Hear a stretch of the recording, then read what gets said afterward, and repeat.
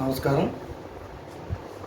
ఈరోజు పత్రికాముఖంగా తెలియజేయడం ఏమనగా, ఈ ఆంధ్రప్రదేశ్ ప్రభుత్వం కార్మిక సంక్షేమ పథకాలని తిరిగి పునరుద్ధరించడం ఎంతో సంతోషకరం. భవన మరియు ఇతర నిర్మాణ కార్మికులకు సంబంధించినటువంటి 4 రకాలైనటువంటి పథకాలను 2026 మార్చి 1వ తారీఖు నుంచి ఆంధ్రప్రదేశ్ ప్రభుత్వం అమలులోకి తెచ్చింది. అందులో 110 రూపాయలు చెల్లించి ఈ గుర్తింపు పొందినటువంటి భవన మరియు ఇతర నిర్మాణ రంగ కార్మికులందరికీ కూడా ఈ పథకాలు వర్తిస్తాయి.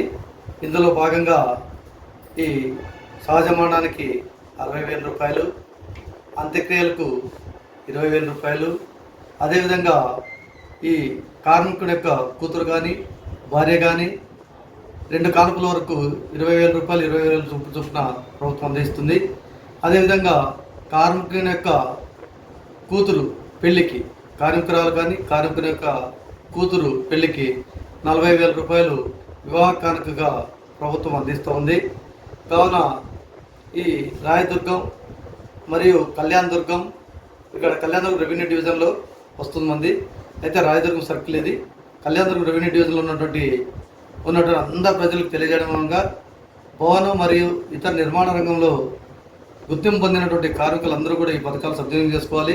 అదేవిధంగా 2019 నుంచి 25 వరకు రెన్యువల్ కానిటువంటి కార్మికులకు కూడా రెన్యువల్ చేసుకొని ఆ రెన్యువల్ ద్వారా లబ్ధి పొందే విధంగా గౌరవనీయులైనటువంటి మన ఆంధ్రప్రదేశ్ ప్రభుత్వం వాళ్ళంతా కూడా కమిషనర్ ఆఫ్ లేబర్ కావచ్చు, తర్వాత సెక్రటరీ కావచ్చు, డిప్యూటీ కమిషనర్ కావచ్చు, అసిస్టెంట్ కమిషనర్, వీళ్ళందరూ కూడా మనకు ఒక జీవో ద్వారా మనకు ఇవ్వడం జరిగింది. మరి ఈ పథకాలని నమోదు చేసుకుంటే తప్ప మనకు కావు.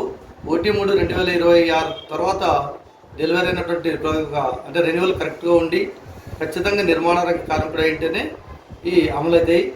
కాబట్టి భవన నిర్మాణ కార్మికులందరూ కూడా మన రాయదుర్గం కళ్యాణ నియోజకవర్గంలో ఉన్నటువంటి ప్రతి ఒక్క కార్మికుడు కూడా వీటిని నమోదు చేసుకోవాలి. ఇక ఎవరు మధ్యవర్తి ప్రమేయం లేకుండా 110 రూపాయలు 5 సంవత్సరాలకు చెల్లించి కొత్తగా రిజిస్టర్ కావచ్చు. అదే రెన్యువల్ అయితే 5 సంవత్సరాలకి 60 రూపాయలు మాత్రమే చెల్లించి మనం దాన్ని రెన్యువల్ చేసుకోవచ్చు.